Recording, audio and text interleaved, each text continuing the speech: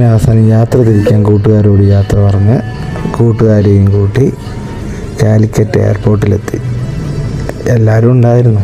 രജനീഷ്, റിയാസ്, അപ്പു, താഹിർ എല്ലാവരും ഭയങ്കര സന്തോഷത്തിലായിരുന്നു.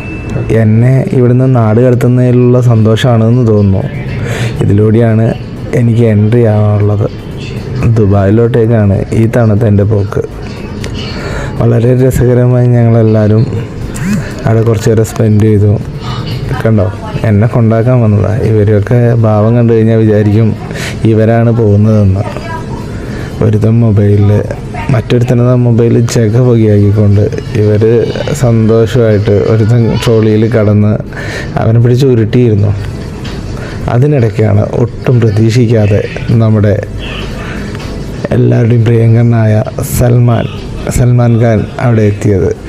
ഒട്ടും പ്രതീക്ഷിക്കാതെ വന്നതുകൊണ്ട് തന്നെ നമുക്കൊരു സെൽഫി ഒന്നും അടിക്കാനുള്ളൊരു ഗ്യാപ്പ് കിട്ടിയില്ല. പുള്ളിക്കാരൻ പോയി. അവസാനം എനിക്ക് കയറേണ്ട സമയം വന്നു. എന്നെ എല്ലാവരും കൂടി സന്തോഷത്തോടുകൂടി കയറ്റി വിട്ടു. അങ്ങനെ ഞാൻ ഉള്ളിലോട്ടേക്ക് കയറുകയാണ്. അങ്ങനെ എമിഗ്രേഷൻ്റെ ഡിപ്പാർട്ട്മെൻറ്റിലോട്ടേക്ക് എത്തി. എമിഗ്രേഷൻ കഴിഞ്ഞു. ഇനി ഫ്ലൈറ്റിലോട്ട്.